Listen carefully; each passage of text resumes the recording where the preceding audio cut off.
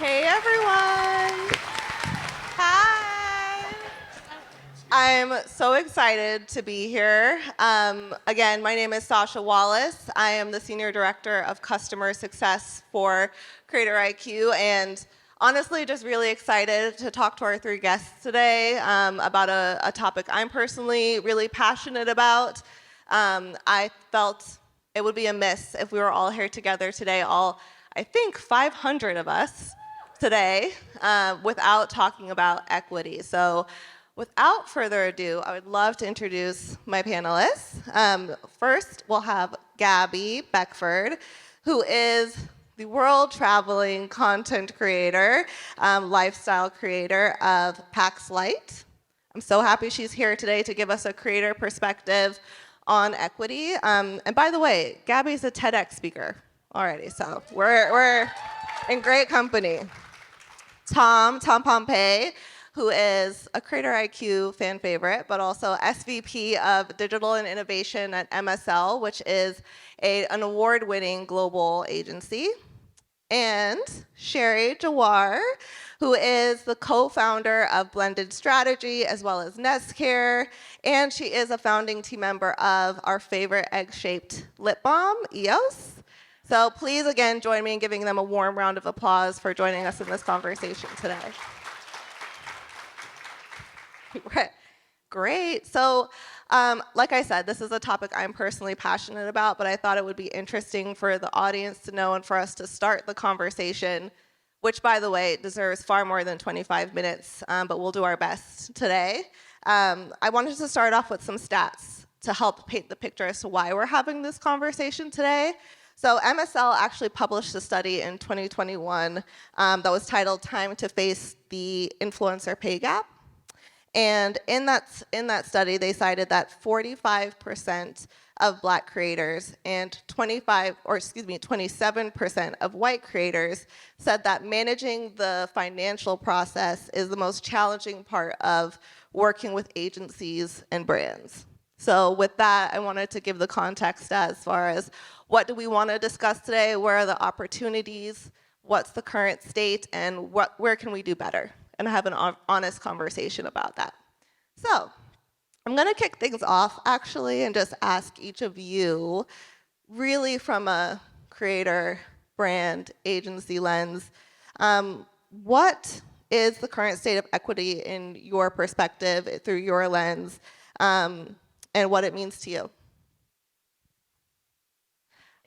Sorry, I will pitch that to Gabby first. Yeah, no, of course. I'm so happy to be here and give my perspective as a creator. Obviously, I can't. There's so many different types of creators, and I can only represent my view. But I think for me, it's been encouraging to see a lot more conversations around equity and equality in the creator space in the last few years. I was able to help co-found the Black Travel Alliance in 2020. It's a nonprofit to give more advocacy and amplification for Black travel creators specifically. And I feel like we could only have the success we've had in the last few years, the last 3 years, really. So I've been encouraged by the conversations. There's a lot more work to go. Yeah, I think that there's just no one way to say, yep, we did it. We're like inclusive now. Like we're done. It's just an ongoing conversation and it's evolving. But I've been encouraged by the conversations of late. That's good to hear. And probably one thing we'll take away today is the encouragement of the future. Tom, same question to you. Yeah, I think so. I'm going to attack this from a data perspective because, as Sasha mentioned, we are constantly iterating around data around this subject. I will say, since we released our first study in 2021, we've followed up with a study this year and a report, and we noticed that the conversation has increased dramatically. So we're having the right conversations around this. There is a lot of advocacy around the topic. That's increased. We know that. Where we're falling short is more on action. So we're seeing the conversations increase, but while we're making commitments and there are things being done, I think that's the area where we need to see the scales balance a little bit. So yes, let's keep the conversation going. Things like this can only help us be better and do better on this important topic, but we need to continue to find ways to close those gaps. Yeah, for me, what's interesting is I agree there's been so much progress and it's great that the conversation is happening. But what's interesting is the the diversity and inclusion conversation is also expanding because now it's, when it sort of first became a topic that people finally brought to the forefront, it was really centered around race. And now, I see it as someone who advises both brands and talent as something that's, uh, age, LGBTQ, the conversation's far more bigger. And when it comes to age, it's, I was talking to the panelists beforehand, and I was saying like, it's wild when I put together a list of talent for a brand, and they're like, well, she's too old. And I'm like, she's 40. Like, holy shit, what do you think I am? Am I your grandmother then? Like, oh my God. Um, and like 40 is actually still a millennial, like, which I know, like in the definition of millennial, it's an older millennial, but it's a Preach. millennial. What? Right. There we go. Be easy on us, So, please.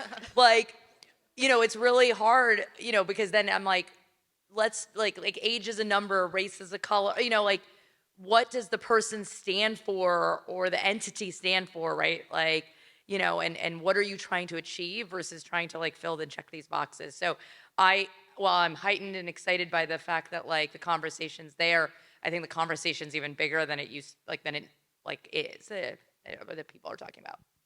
Thank you, guys. And I think humanizing storytelling is a theme that we've seen all today, all day today in different panels. So I think we're going to hit on that even more so. But I actually want to piggyback on what you just said, Sherry, and pose a question to you and Gabby. And really, just given the importance and the growing importance of DEI efforts in brand storytelling, what are some of your thoughts on how brands can ensure that equity efforts don't feel disingenuous? Because we don't want to go on the opposite end of focusing on DEI in a way that we're not connecting and humanizing and really remembering to keep things genuine and honest. So I'll pose that to either of you for whoever wants to start.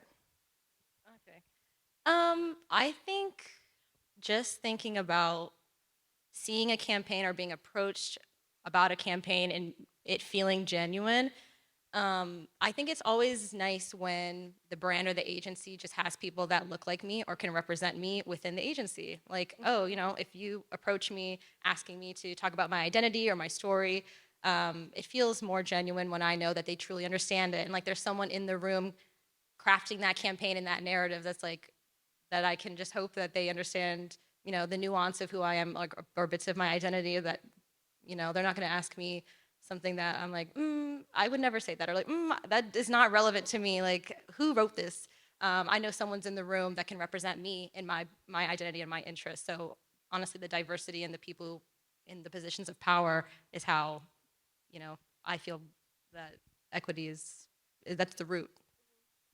Yeah, I think that's a great point, Gabby, and something that I'm very proud of, like of my agency Blended, that we are a very diverse group of people across all sorts of aspects of what diversity means and stuff. Because of exactly what you just said, I do think it is really important, whether you're the brand itself coming up with a campaign or you have agencies supporting you and helping you in that you are looking at it with the right lens in terms of storytelling and making sure it is actually there, not what you think it is, right? Like I work really closely with a brand that's founded by a South Asian influencer. It's very easy for me to write a story for that because I happen to be South Asian. But if someone on my team is like, well, that's what I think this is or what that is, then you see through that right away. And one of the things I always tell brands is like, let's start with the goals and the objectives of what we're trying to achieve, and like then who's best to tell this story, right? And there's a wide range of creators, right? Like there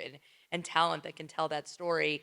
And then let's make sure as we're fine tuning this, right, like the right representation is there, but you can't just have the tokenism, and it's very easy to end up in that place, not intentionally, not by any bad like intentions or anything, but it's just like all of a sudden you look at it and you're like, oh, wow, we have a very homogenous group of talent. So let's go find one that's X. And it's like, oh gosh, no, I actually would say let's just start over. Like, because if it's like we're at 4 talent, we have to get 6, and like all 6 are, the same type of homogenous thing. And it can be in any one category, right? It doesn't have to be all white creators, right? It can be all South Asian creators or all Black creators or something like that. Like, let's actually start back, because there was obviously a much bigger list that we started with before we narrowed down to the 6. So how do we go back to the drawing board, not just adding to that 6 or replacing one out of it, because that's how you end up with tokenism versus actually recrafting the story. Yeah. Oh, am I the one? I actually, so in an effort to get it right, we can sometimes go wrong. And Tom, I actually want to pose this to you as far as how can we ensure we're doing the right thing, we're ensuring that there's equity in our programs, while also considering some of our top line metrics that we're looking at and not staying maybe so focused on that. How can we ensure that we're staying equitable when considering things like monetary value, relevancy, followers, et cetera, when you're selecting talent? Yeah, I that's a good question. So one of the things that we uncovered in our original work on this topic was one of the big reasons there was such a tremendous gap in pay between white and BIPOC influencers was that the majority of BIPOC influencers, specifically Black influencers, were, when you think of influencer tiers, and I know we all have different definitions of how we would tier influencers, but I think we all know micro influencers, nano influencers are generally the smallest influencers, and also the lowest paid tier, and that's where the majority of Black influencers and BIPOC influencers fell. Once you got to a much higher follower count, you saw that gap close significantly, almost to the point of where it would disappear. So why are BIPOC influencers stuck at that, what is really honestly the low-paying job in this industry, which is the micro-influencer, nano-influencer level? Not that they don't have value, they have tremendous value, but they're typically paid a lot less. The reason, when we think about the problems, one is we're looking at follower count as the primary objective always. Even though we all know that when we think about KPIs and goals, we're all sophisticated marketers, we know follower count really doesn't mean anything other than that, generally speaking, you're going to get more impressions if you have more followers. But that also necessarily might not be true, right? So we are equating pay with community size only. So we need to look at it from a larger perspective. That's one thing that we do here is we look at a suite of predictive metrics, we look at audience demographics, we look at comparative data and comparative data sets to determine where we come in at ranges and value. The second piece is education and training. How do we get these folks to understand, how the social algorithms work and how they could best use them to their advantage? Because again, if the content is micro-influencer content, is very hard to gain virality and therefore gain a lot of views and then therefore gain a lot of followers. So how do we educate and train influencers and our teams to best work with micro-influencers? And the third part would be discoverability. How are we discovering the micro-influencers that we want to work, that can really resonate within these cultures and communities? Because we're all, again, if we're looking at follower count, but we're not dividing it by the different audience demographics and metrics, you'll realize that a BIPOC influencer who has 200, 300, 500,000 followers might have a more general gen market breakdown of their audience. Whereas if you're working with local influencers, local Black influencers in specific communities, and you break down their audiences, you'll see, they have 60, 70% of the target demographic I'm trying to reach. There's a ton of value in that. And the more we can educate our teams as marketers to mine and find for those names, that's how we start to move the needle with this work. I love it. I don't know if you had any. I saw you jump in? nodding, so I didn't know if We you. nodded on a lot on this panel because it's such a great conversation. I think when you mentioned the transparency piece, I just think that's so huge. I think there's such a big disconnect between someone who's been a creator for 6 months and they're like, all right, I'm still learning. Like, how do I grow? Like, per platform, what is it like to work with a brand? Like, what things should I say and not say? What's appropriate? Like, early on, like all that stuff is just stuff you're figuring out by trial and error, like spaghetti at the wall type stuff. So the more transparency from the brands, like whether it's, I don't know, how to work with us, how to pitch us, like, things we're looking for in a creator partnership. That would be so valuable just to be transparent about. Yeah, I just the one last thing on this to double tap on it. When we think about transparency, Gabby, that's a really strong point, and it probably is the 1A of how do we move the needle with this conversation. And when we think about action, like for instance, at MSL where I work, we don't work in a CPM model because we find it a bit problematic personally. We work in more of a fee out of pocket or fixed fee model where our teams go in knowing the budget they have for out of pocket to pay influencers. So our margins aren't going to change. Our margins are very transparent. So there's no incentive to increase your margins by underpaying talent. And not that that's a perfect solution, but it's just one way to be more transparent as we go in and to be better partners for influencers and for brands. Absolutely. And honestly, the data I was really excited about because it helps ground this conversation a lot. Because a lot of times it can be very complex, but having that data and looking into it is really, really helpful to be able to empower your teams to be able to do this. So on that note, and on the note of transparency, pay transparency, I do want to get into empowering our creators in the negotiation process and talking through transparency. So I'm actually going to kick it back to you, Tom. How how can influencer marketers work to promote transparency to empower creators in the negotiation process specifically? What are some of the things that you've noticed from an agency lens? Yeah, I mean, in the negotiation process, I can only speak for the one side of the table, right? So what's important for our teams is that we're arming them with everything they need to go into that, to work with talent and talent managers and go in with, fair rates and understanding influencer value and worth for whatever the scope of work is, the content is. So we basically use thinking like we're combining talent and tech. So we are leveraging, and we have the benefit of being a very large organization, so we have thousands of campaigns and historical data that we'll use to generate, suite of predictive data around not follower count, but estimated impressions, estimated reach, engagement, view rates, average view rates. So we use all that data back into campaign goals and really try to generate the levers that we need to develop ranges for our teams to go in and be smart about talking to talent. And then the other part of it is kind of what I talked about before, which is understanding audience and understanding target audience and audience demographics. So making sure they understand if we want to reach this particular community, that we shouldn't just look at estimated impressions, but we should look at their audience and understand what percentage of that audience we're going to reach by working with that creator. Yeah, I think the thing, with transparency and pay is the thing I always try and, because I work on both sides of the coin on this. Like I represent brands, I represent talent. And so I've negotiated on both sides, is that ultimately, like, I wish this industry was more like walking into a Nordstrom's and there was prices like on like display and you knew, and that wasn't this game that it is, and that there are certain people who just like to negotiate on both sides, by the way. Like there are agents who represent brands that just live for negotiation, and certainly agents and managers on talent who do not understand the word transparency and being open and real about what does it cost to do this. Everyone's $5 million, right, to start.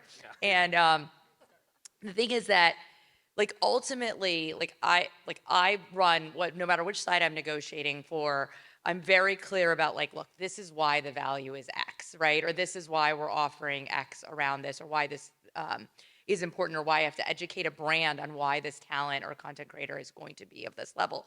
Because I used to always say, if you pay a celebrity hairstylist for a hair care brand, that's their craft. They're going to be the most expensive, whether they have 5 followers or 5 million followers. You're paying for an expertise and credibility. If you go to someone who's all about travel for that hair brand, they bring value, but not the same value that that hairstylist might. And they might have 10 million times followers, but you're going to pay them possibly the same. So it's really understanding, like, we create a lot, like, at Blended, we have a lot of data too, similarly, like what you said about MSL, of like what have we paid historically, all that stuff, but ultimately create a grid of what are the reasons why you are attracted to this talent, and what are you paying for in them? Is it credibility? Is it expertise? Is it reach? Is it the fact that they have the highest engagement even though they don't have the reach? Like, and that's what constitutes the fee, or what their fee should be, and where they're going to be priced relative to the others. And then I try really hard with the managers to be like, look, we got to just have this as an open dialogue. We both might get paid by one side, the talent or the brand, but we want this deal to be successful for everyone. We want this to be a repeat campaign. We want everyone to talk about this. So there is no one benefits from the posturing here and the lack of transparency. 100% agree. I was going to ask Abby, we had a discussion about having more of a voice in the negotiation process and your creativity being lent in the negotiation process, not being too prescriptive to the brief, but wanting to be able to challenge brands to be open to your voice. So I don't know if you want to speak a little bit more on that. Yeah, I feel like very often, like the most common way I'm approached by brands is, we need one Instagram post. It's for Black Friday. Can you do it? How much will it cost? Thanks, bye. And I'm like, oh, okay. Like, you want to hop on a call? Like, my name's Gabby. Because I'm like, how did you send that to 100 people? Like, I know you did, but like, for me, my integrity as a creator is bringing value to my audience. So I don't want to say yes to any deal, no matter how good the money is, if it doesn't bring value to my audience, because if it hurts the relationship or trust I have with my audience, that's long term the worst thing for me. So my first thing is like, are we aligned as a brand and creator? And like, let's talk about it, not just, I need one Instagram, blah, blah, blah, blah. I'd rather get on a call or just have more of a conversation around what are your KPIs. And especially as a creator, I think there are a few creators who are just TikTok or just Reels, but these days a lot of people repurpose. A lot of people are multiple platforms. So I like to have conversations with brands who are open to it, and they'll say, oh, we're looking for clicks. And I'll be like, maybe an Instagram reel with like no clickability is not the best thing, but I have a Facebook group of 10,000 people. Like, are you open to that? Like, or are you, sometimes they're just looking for just that Instagram post. And I'm like, okay, well, if I'm just trying to check a box, like, I'll let you know if that aligns with me. But I love it to be more of a two-way conversation of creativity and like the deliverable and like, is it one activation or two? And like, let's just talk. Like, I know my audience. Like, I can tell you what's going to do well. And I think that goes back very nicely into this is a loop. So how do we make sure Yeah, equity is in here the by coolest understanding thing the happened to value? me where I did something for this deodorant brand that I co-founded for around Pride Month, around like with female to male transgender individuals, because I read some stuff about them going through male puberty and stuff. And what was so cool is one of the creators I partnered with was so happy with our partnership. He wrote to me in advance of National Coming Out Day to be like, hey, is there something more? And it's, like, here are some ideas I have. And like that two-way dynamic is so cool, because like that's what you want. And so whether you're a brand or an agency, you want creators wanting to come back to you, or managers wanting to come back to you and saying, we like working with you because you're willing to let our creators or talent participate in the conversation around creative, because then that's the best for everyone. It's best for their audience, which is their most important relationship, as Gabby said, and it's the best for the brand and their content being genuine, and hopefully have that engagement. Absolutely. And I think we can't assume we know everyone's story. So allowing them to express their creativity and empowering them to do that will help us better empower them throughout this process. Tying it back to equity, I'm very sad because we're about to wrap. But before we do that, I do want to end on a high note and just pose to all of you just really what you're looking forward to when it comes to this conversation, the things that you're excited to see, that you're happy to see change in, and what you're looking forward to when it comes to equity in the space. Well, I'm just excited that these continue to be conversations. Like, I was excited to be part of this panel and to see a diverse group where the white man is the minority. It makes me happy. I was waiting for somebody to say it because I've been thinking it the entire time. We're rocking with Mark. That in of itself makes me happy here. Yeah, I mean, as the white male, I would say like just don't be complacent. Like challenge the status quo. Look for red flags. Working. Look for red flags. Continue to push and don't sit on your hands. Like that's the most important thing, is to understand that this is something that will continue even as we continue to make progress. So just always keep the conversation going. I really liked Sherry's point from earlier about the conversation around like inclusivity expanding. because no one is, like you said, just one box of identity either. We all have intersectional identities. So I love seeing like body positivity be a new conversation. I love seeing race and ability. Like I just love all these conversations. They make for a richer storytelling. They make it for a richer user experience scrolling through the apps. Like honestly, as a chronically online woman, like I just love seeing it on my feed. And I think it opens the conversations. Like I think the transparency from the brand side and just even just social media, the creator side, I get to see what other creators are asking. And I'm like, I've never thought about that. Like I should ask that of the brand next time, or I should tell that creator, how I pitch that brand. And like I can be open about that because I know people care about that. And so it's just the transparency and continued storytelling, it's evolving, and I'm hopeful for the future. I'm hopeful too. I think my big takeaway from working with all three of these wonderful people is intention matters. I think Tom said it very well. Don't stay hungry to learn more about the space and try to just humanize and have a lot of empathy when working with talent, great talent like Gabby. So I want to say thank you, all three of you, for joining us in this conversation. If we can give them a great big round of applause for this conversation. Thank you all. Thank you.